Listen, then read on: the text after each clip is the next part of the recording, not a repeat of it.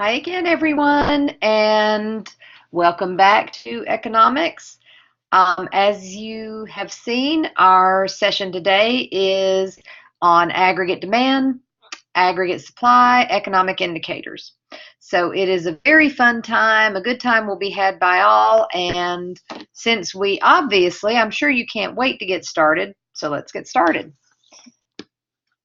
Okay, so first of all, now this is the part where my notes are in a complete mess. I always have students ask if they can borrow my notes, and I tell them, I said, you really don't want to do that because they are such chicken scratch that my husband of 30 years cannot read my notes, and he doesn't, and they're just written very weirdly. So forgive me for a moment if I hesitate here and there, but I am very attached to them, so I just don't give them up that easily. I don't give up my notes that easily. It's very comforting to have the same notes that I've had for years right here in my hands. So pardon me if I stumble a little bit or if I hesitate. That's why. Bear with me. It'll give you a chance to catch up on your writing. All right. So anyway, before we get started talking about economic indicators, we're going to talk about the best economic indicator there is. Now, I told you about GDP. We've already talked about that. Let's get our whiteboard pulled up here. All right, then. So I've told you about GDP, and we know that GDP equals C plus I plus G plus X minus M. Okay, there you go. GDP equals C plus I plus G plus X minus M. And you know that for GDP to increase, something over on this side has to increase. And we're going to call it one of those two, because those two right there are 90% of GDP. You remember your numbers there, 70% and 19%. So if GDP is going to increase or something like that, we know that spending for those two increases. Okay. All right, so that's that. Now, one thing we want to make sure of is that if GDP is increasing, and we know that those two are increasing, what we want to know for sure is GDP increasing because people are buying bigger quantities of items? Are they buying more goods and services? Is their lifestyle improving? Is their standard of living, might be a better choice of words, is that improving? Or is GDP simply going up? Now, another way it can go up if prices in general increase. If prices increase, then people are spending more, but they're not necessarily any better off. So we want to know, is GDP increasing because of people are buying more quantities of goods and services, or is it increasing because the price of the goods and services have gone up? So what we figure is something called the real GDP. And it sounds like a game show or a reality show, doesn't it? All right. And the real GDP is when you take regular GDP minus inflation. And inflation, all right, so whatever, you've heard of inflation before, I'm sure the majority of you have. It's exactly what you think it is. It's increasing prices. There we go. So real GDP is GDP minus any increase in prices. So you're taking GDP back to the previous year's level. Now, it may be fine. There may not be any increase in prices. Everything may average out. Now, they use an average of prices, so everything may average out and be just equal. So some things may go up, some things may go down, but overall, prices are basically the same. So perhaps you can buy more eggs and less bread if the price, but overall, you're staying the same. So that's what we want to look at and see what is the real GDP. Okay, so that leads us to our next level of discussion, which is about economic indicators. right? And economic indicators, these predict recovery and recession, and the business community feels it first. So have you seen, any of you have seen the movie Titanic? And even if you haven't, I'm going to draw you a word picture here. So, you know, on the part where the ship hits the iceberg and they're starting to sink and the passengers aren't quite aware of it yet. So the passengers are walking along, and then you see Kate Winslet in her long dress, and then she feels something, and she looks down at her feet, and all these rats are just like running pell-mell towards the top of the ship, the air of the ship, and going upward as fast as they can.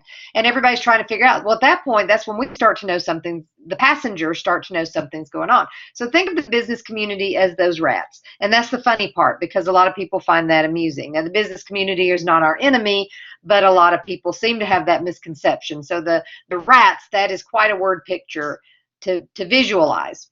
But that's how it is. And it makes sense if you think about it. The business community, some of you, you're macroeconomics, so you may not be business majors. Some of you may be. But the fact is, people in the business community, the majority of them have studied economics, and they know the signs. They know what to look for. They know when these things are coming.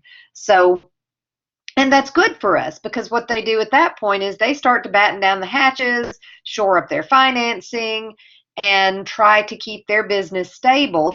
By doing that, guess what? That protects our jobs as employees too. A company that gets itself overextended or things like that, that's the one where the employees might lose their jobs. So in this case, it's good for us that they feel it first and that they act on it, because they act to protect us. Now, again, they're after their own self-interest, so they're not really trying to protect us, but it's just the way it is. That's what happens with this codependent relationship that we have with them, and it's okay. We benefit from it, so we'll let it go, right? So what happens when, so let's say, for example,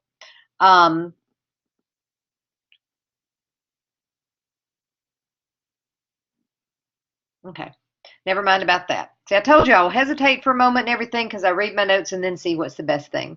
Okay, so there are three types of economic indicators. Now, I'm going to say that, defying any types, real GDP is the best economic indicator. So real GDP is the best.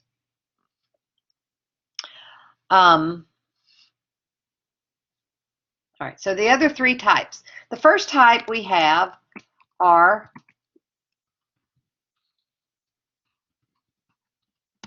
leading indicators.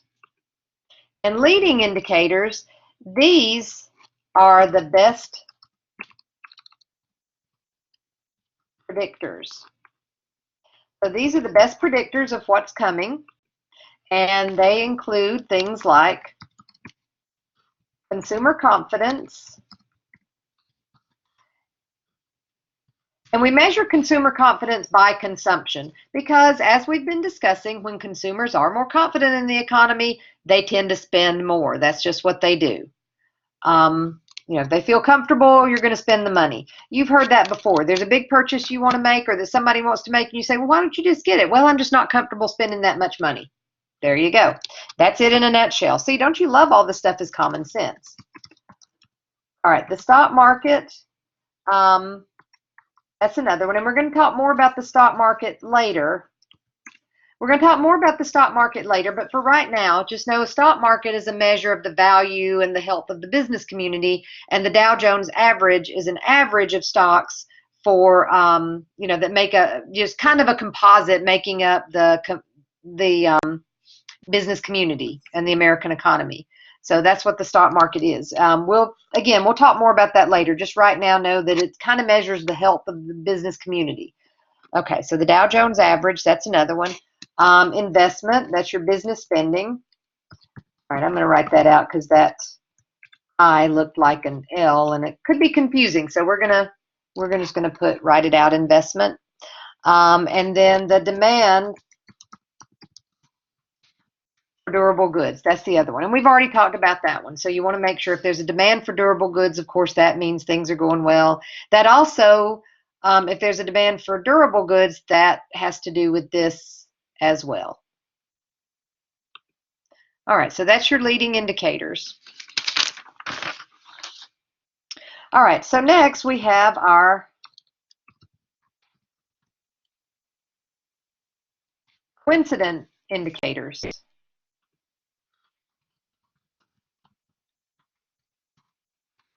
So that's our coincident indicators. These indicators, all right, these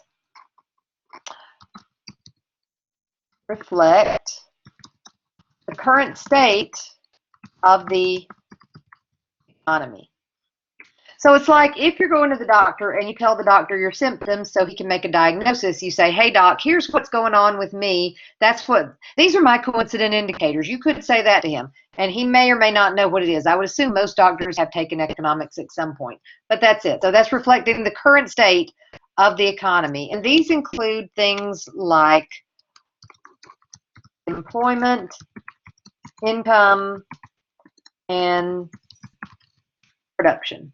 So if employment rate, if people who have a job want a job, you know, that's telling you what's going on in the economy, how many people are employed, what kind of salary are they making, because that's telling you what's going on right now, and then production levels, because remember I've told you that production is a short-run decision, is how much to produce.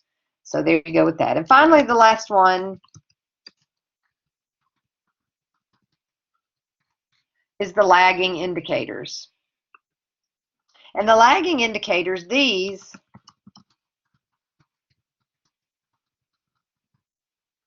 measure what just happened.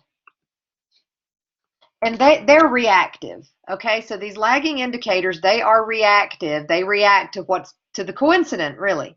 The leading predicts, the coincidence is what's going on right now, and the lagging, they react to the coincidence. And these are things like interest rate and unemployment rate, and I abbreviate that with a UE.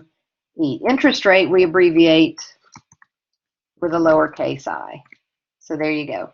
And those are reactive. Now, if you think about it, because the interest rate, that is manipulated a great deal by the Federal Reserve, which again, and I say this a lot in the beginning of the semester, but we'll get there, that we're going to talk about it later.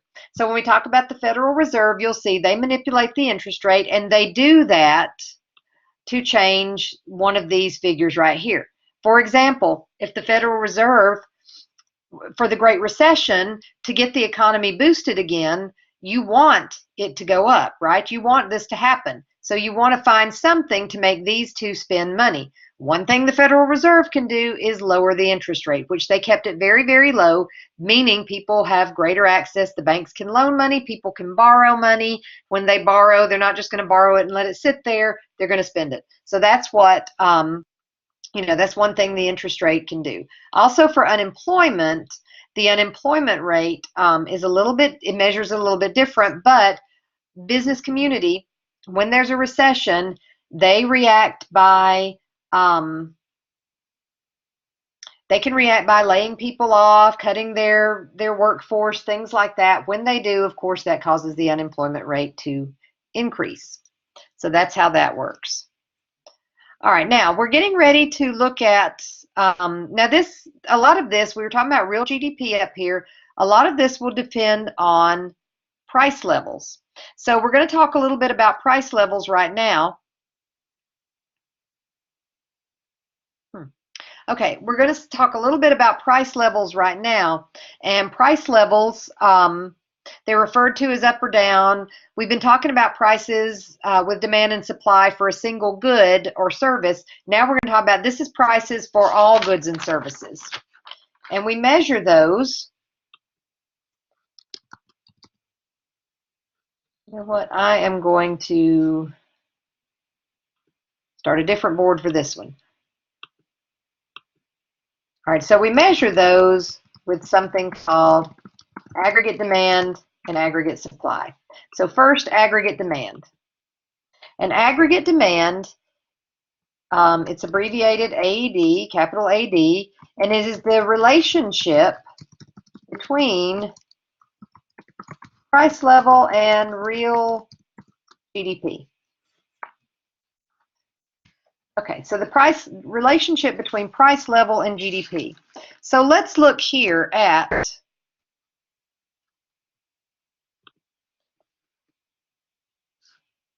all right, so let's look here at what does the graph look like. Whoop. All right, I'm a little bit, what have I done here? All right, I'm going to erase this. What have I done there? Good heavens almighty. Okay. All right, so let's try this again. My pen went nuts on me for a minute. I think I was pushing a button on this stylus that was causing weird things to happen. Okay, so here we are. We are back in business. All right, so you've got prices for all goods and services, okay? So we'll call that price level. And down here, let's extend this out a little bit, real GDP. So we want to look at the relationship between prices and real GDP. That'll take out the inflation part of it. Now, your aggregate demand curve is going to look something like this. Okay, it's going to look something like this. Now, I drew mine a little bit too close. Normally, we would put it a little bit, in fact. All right, I'm going to do this again. Oh. So this is going to take us a minute, isn't it? That's all right, because it'll give you a chance. All right, let's use the whole screen. That's easier that way. So we've got real GDP. All right, I think I'm figuring out something that I didn't know before. So that's always good, isn't it? All right, so it looks like this. There we go. Let's do it that way. All right, aggregate demand. Now, the reason why that it's like this, it does not connect, it does not intersect up here, because no matter what the economy is like, no matter how high prices get, there's always going to be some level of consumption. We will always need to eat. We will always need to have shelter and clothing and things of that nature. So there's always going to be something there. Okay, so that's what aggregate demand looks like. Now we also have aggregate supply. This definition seems just a bit more familiar to you, because this one is, and it's abbreviated, the capital AS, and it states how much U.S. producers are willing and able to supply at each price level. Oh, all right. Well, I misspelled that, but it's level.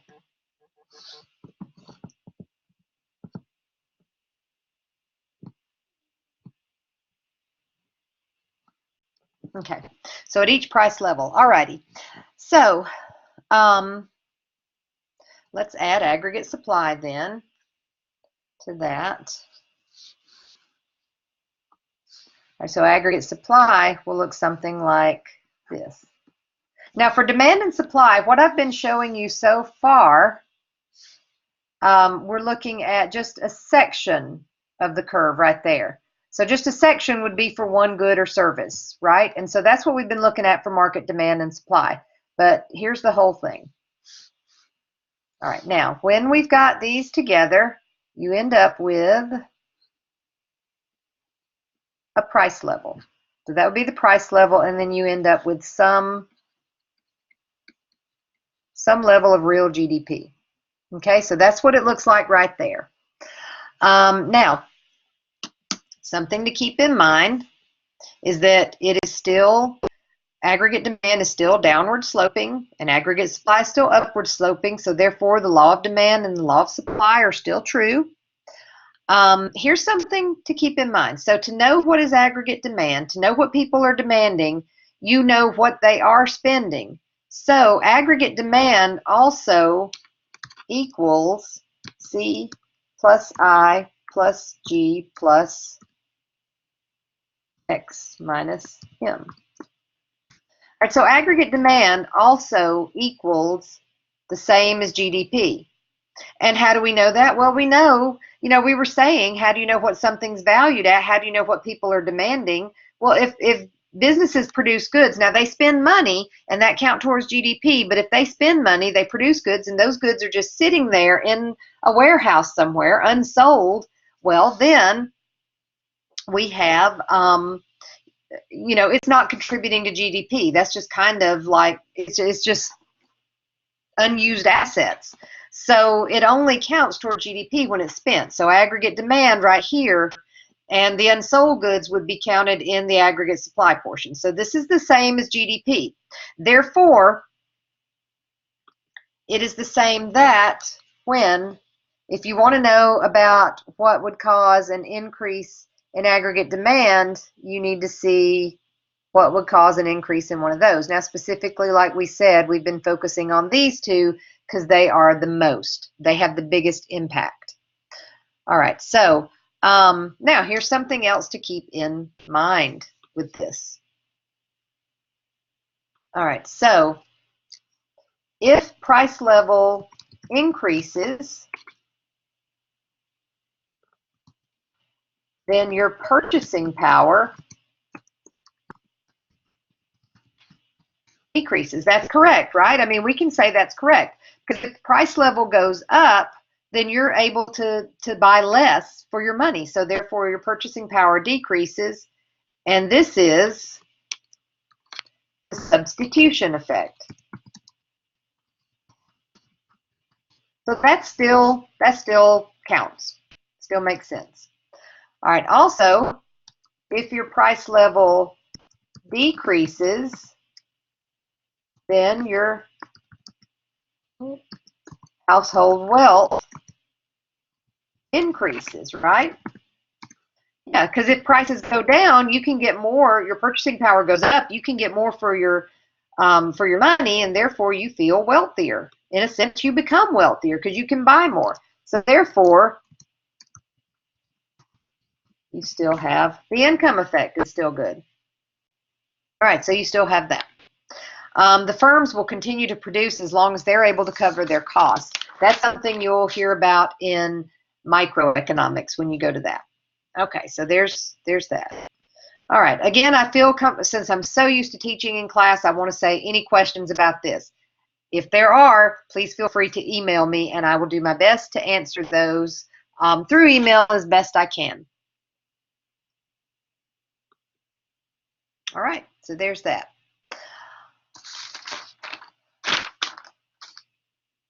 Okay, so now we're going to talk about, so how do we measure price levels? We've been talking about price levels. There has to be a way to measure those because that's what we're doing, right? We're talking about measuring them.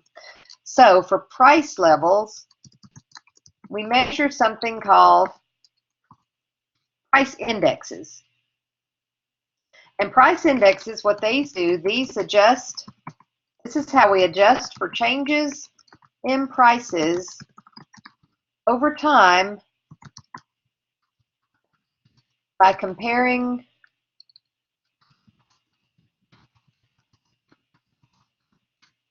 with prices in a base year. So all that really means is that you're seeing how prices change from one year to the next. Now you can measure them over a span of years. Usually they just do it 1 year to the next, but you can do it 5 or 10 years if you want to. But it really doesn't change you much at that point because the data has gotten too general. These indexes are really short-run data, and you want to treat them as such. Okay, so if you have, all right, so I'm going to switch to writing this. So if you have, let's look at how to measure the price change for a gallon of gas.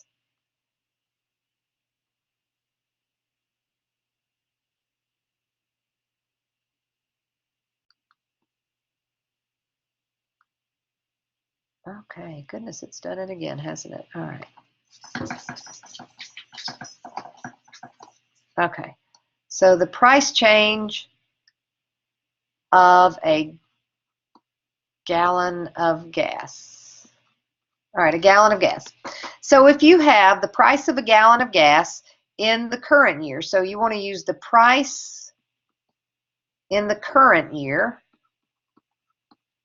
divided by the price in your base year, okay? And then multiply it times 100. Now 100 is just your equalizer. So when you multiply it times 100, that'll just give you a plumb line, a base to measure from. Okay, so we're looking at the price of a gallon of gas. All right, so let's say we're going to use these numbers. Let's say in the current year, the price of a gallon of gas is $3.15, and in your base year, it's $3. So you multiply that, you divide that and multiply it by 100, and you come up with 105. All right, so now 100 is your equalizer right here. This 100, if it comes out to 100, that means the prices have gone neither up nor down.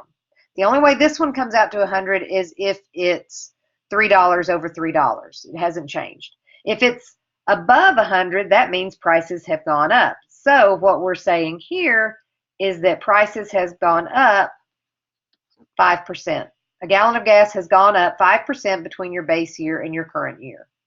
Okay, if, let's say, suppose it equaled less, if it equaled less than 100, say it equaled 95, then that would mean the opposite, that your prices had gone down, or price of a gallon of gas has gone down 5%. Okay, so that's how that works right there.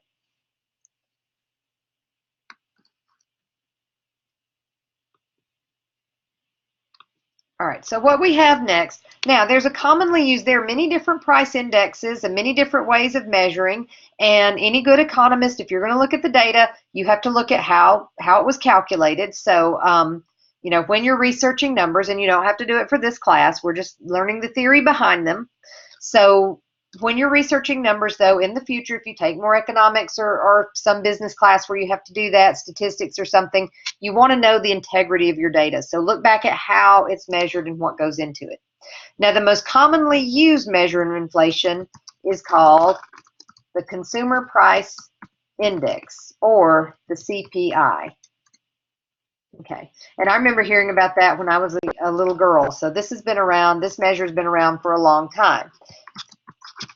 It's catching you up. It's the most commonly used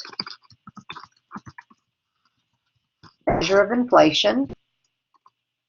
It is an economic indicator. The CPI is an economic indicator, and let's see, I'm going to come down here to say the next thing. It uses a fixed market basket of goods and services. All right, so it uses a fixed market basket of goods and services. And this market basket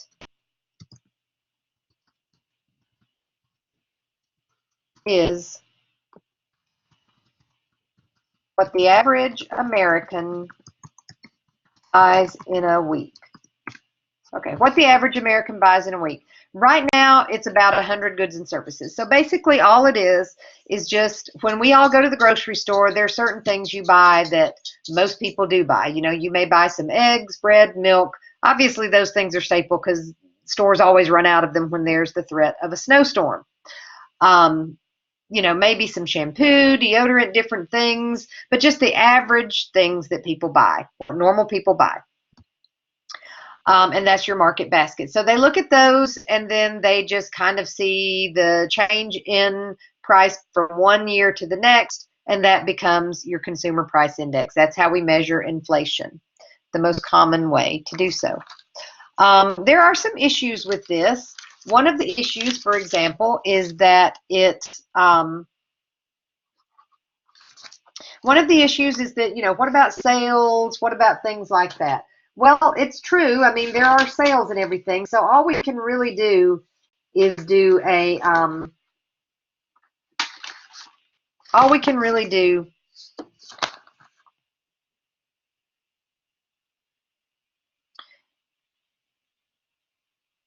Okay, all we can really do is kind of get, you know, our best guess, and that's what it is. All right, so let's talk just a few minutes about inflation. So inflation, we said it increases in price level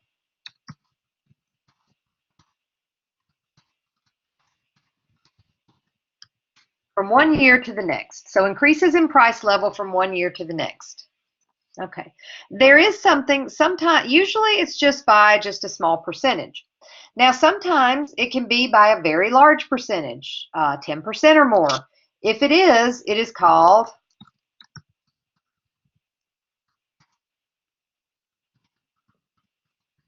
wait for it, hyperinflation, and that's extremely high rates of inflation. Fortunately for us, we have only had that at one time in our history, and that was in the late 70s when we had an oil shortage at that time. There was some political stuff going on with Iran. We weren't getting oil shipped to us. Suffice it to say that without the oil, we didn't have gasoline for the cars, we didn't have oil to run the machinery for the factories, and thus products went up and we had these extremely high rates. Again, fortunately, that only happened once. Other countries, there's some. Venezuela had inflation at one point of 3,000%. And yes, I had to look that number up because it sounded extremely high, but that is what it is. So we have not had to deal with that. Now, inflation sounds like it's a bad thing to us, right? Prices are going up. That's taking away my purchasing power. So there's something else called deflation, which is decreases in price level. Now that sounds like it would be good on the surface, right? Now the fact that I've said surface clues you in, I'm about to tell you something different. So deflation, decreases in price level. Immediately you might think, well, I get to buy more. I like this. This works for me. But here's the problem. Now, remember, we've got this codependent relationship. Think about your circular flow model. This is the point where everything's coming together and it gets fun because we're going to combine these theories and see how they prove things right. So you're going to like it. So inflation, though, here's the thing. If prices are going down, remembering your circular flow model, if prices are going down, that means that businesses they're getting less revenue. When they get less revenue, they're going to buy less resources. And guess what's a resource? Labor. That's right. So deflation then is usually accompanied by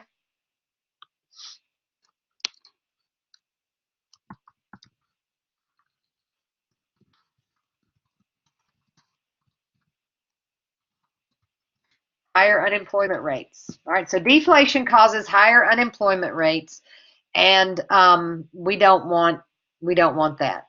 Now, sometimes they'll say, "Oh, we expect deflation to come," and if you get somebody ignorant saying that in the news, they're going to act like that's a good thing. But usually, if you're talking to economists, they're going to say, "We don't want that. We're going to do something different. We'd like to see something different happen." So, what to do, right? You don't want hyperinflation. You don't want deflation. Enter the ultimate compromise. Disinflation. Yay. And disinflation is a reduction in the rate of inflation. So prices are going up, but by a smaller percentage. All right, so we've got are going up, but by a smaller percentage. And the Federal Reserve, sets a target rate 2%. Now, if you think about it, all right, 2% isn't bad because if you think about it, now if we go to the grocery store and say spend about $100 a week, if inflation is 2%, that means it's going to be $102 a week instead. Probably not even going to miss it in your wallet. Probably not going to think too much about it, right? But for businesses, our GDP, all the spending is $18 trillion. So if you're thinking about that, 2% adds up. So for businesses, it adds up. It's pretty genius when you think about it that way. We won't miss it, but it's enough to keep our jobs intact and keep us getting raises and things like that. So it's pretty ingenious that way. So the Fed target rate is 2%. So disinflation here, this is what is good for the economy. This is actually bad. We don't want bad. And if you want a Clint Eastwood reference, that's the ugly. So we've got the good, the bad, and the ugly.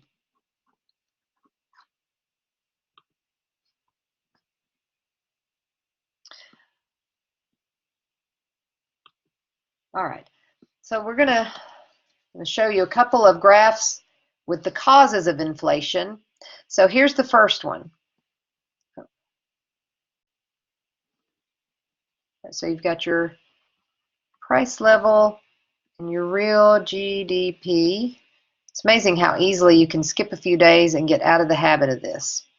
Okay, so you've got your aggregate demand, capital D, sorry about that, and aggregate supply, and there's your price level. Okay, so there's that. We're going to ignore real GDP for the time being. Okay, so one thing that can happen is, so price levels, we're talking about what causes inflation. So our end result is supposed to be price level going up. Now we know these graphs will shift, so let's look at things that will shift the graph and cause the price level to go up. Well, one thing can be an increase in aggregate demand. Since aggregate demand is C plus I plus G plus X minus M. Sorry about that. I keep hitting this little button on the stylus that's causing it. I got to figure out a way to hold this in my hand. All right, okay, that might be better. I don't know. We'll see. We'll figure it out, won't we? Or I'll figure it out. I guess you won't be able to help me. Okay, so one of that, so an increase in one of these things right here will cause aggregate demand to increase. So when aggregate demand increases, it's going to go up. It's going to shift upward like that. Voila. We have inflation. And so this is called demand pull inflation. And it's caused when aggregate demand increases or shifts right. Okay, so when aggregate demand increases or shifts right, that is demand pull inflation.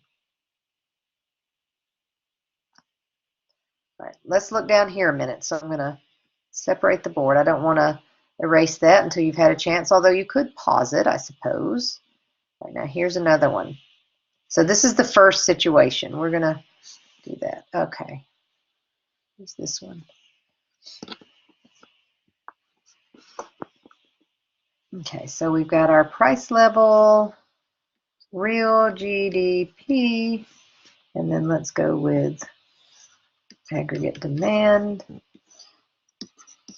aggregate supply. There's your price level. All right, so we just saw what happened with aggregate demand. So guess what? This time we get to shift aggregate supply. So if aggregate supply shifts to the left, then that will also cause price level to go up, won't it? And we have another type of inflation. So this cause of inflation, this is called cost push inflation. All right, it's called cost push inflation, and it is caused when there's a decrease in aggregate supply shifts left. All right, now while you're catching up with that, and since you can pause this, we won't belabor the point too much, but that is kind of a beautiful couple of graphs, so I'm going to just enjoy looking at it for a moment. But what we've got going on here is that we've got the cost push inflation. When there is, okay, so this one's fine. This one, the economy is actually increasing. You can see that right here. Look at this right here. If we were to draw in the real GDP, you can see it's going up. So this is causing the economy to grow. Now, what's the difference here? Look at this. It's causing the economy. It doesn't, does it? Let's draw it so you can see. All right, let's look right here. See right here? All right, I'll just mark it with an R instead of a real GDP. See, it's causing the real GDP to go down.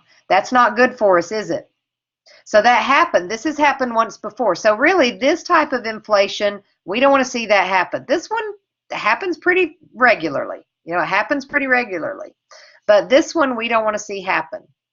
So let's look here. This comes up with something called, so we've got GDP decreasing. Let's see. All right, so we have GDP decreasing. And also when GDP decreases, what else is most likely to happen is unemployment increases. And what also happens with that, what we saw is you have prices going up. This was something that happened. It's happened once in our history, and we did not like it and do not want to see it again. But it is called stagflation. All right, so this is stagflation.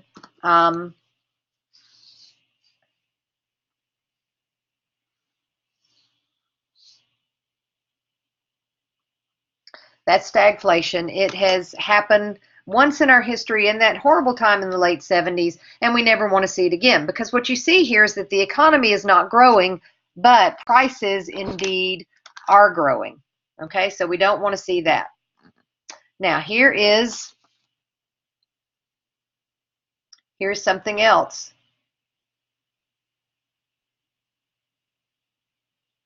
Okay, so we don't want to see that coming up. We'll look at that again and what caused us to pull out of that. Again, as I whet your appetite later in the semester. Okay, so let's finish up tonight with some little small something that I like to call, hey, what's in it for me? What does that mean to me? So what we have here,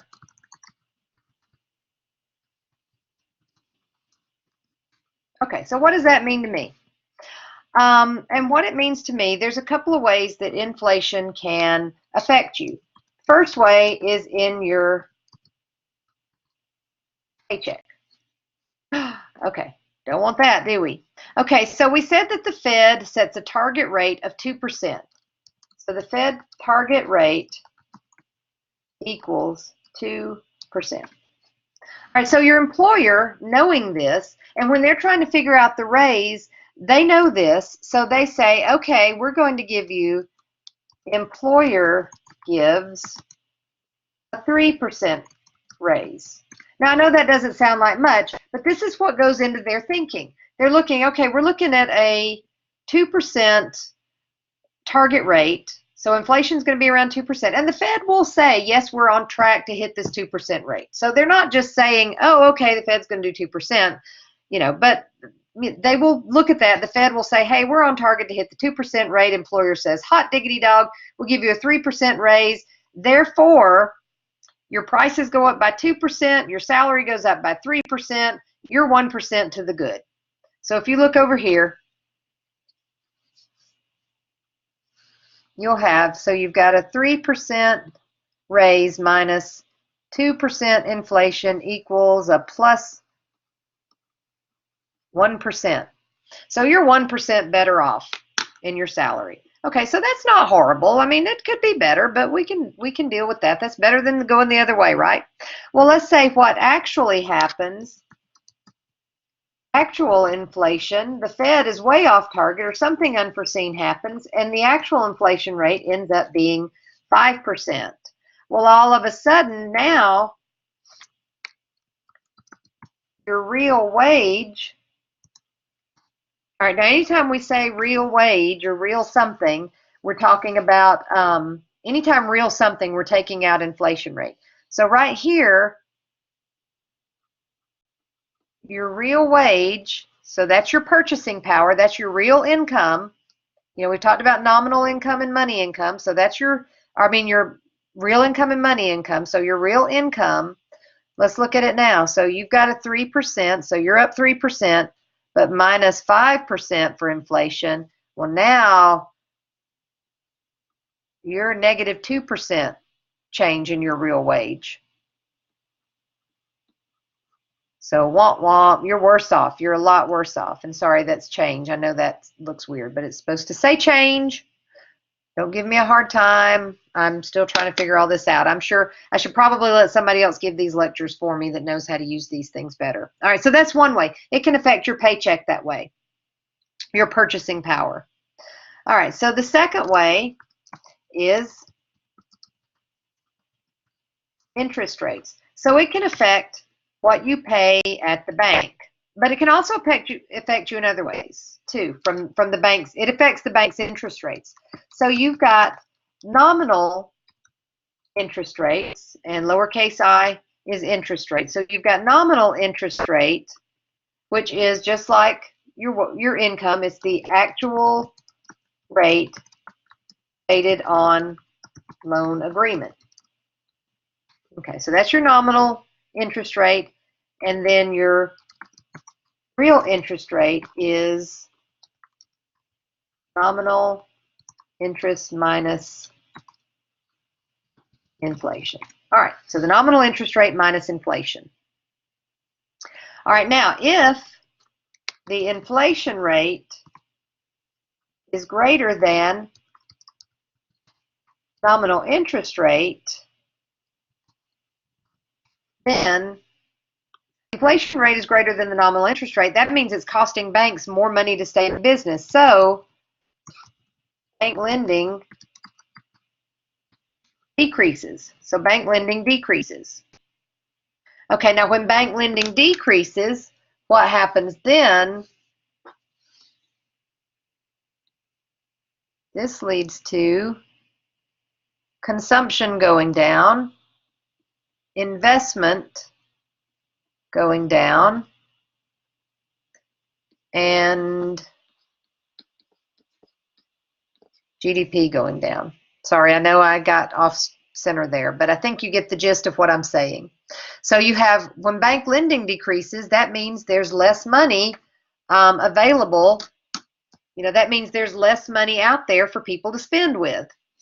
So when that happens, GDP goes down. So you may look at this and say, well, this doesn't really affect me because I've got, I've got this nominal rate on my loan agreement, and it's a standing interest rate. It's not a revolving credit, so I'm good.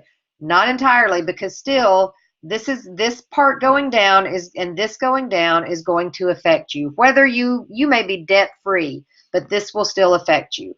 So it does affect you at some point. Now, what can we do about it? That is a discussion for a future time.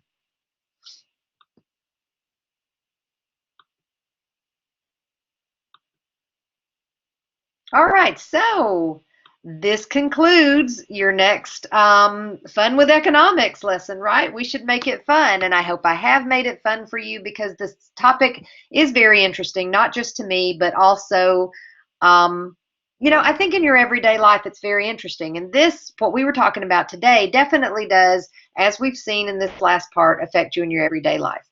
Okay, so this will wrap up this. Your next session coming is unemployment. I will give you, this is for this week. Unemployment will be next week's, but I may go ahead and give it to you early. So as long as I guess that probably doesn't matter. You can watch it whenever you want, but as long as you end up watching it before your test and making sure your notes and you understand and all that stuff, you'll be in good shape. All right, so have a good evening. What does that movie say? Good afternoon, good evening, and good night. This will cover all the times you're watching it. So thanks a lot, and see you next time.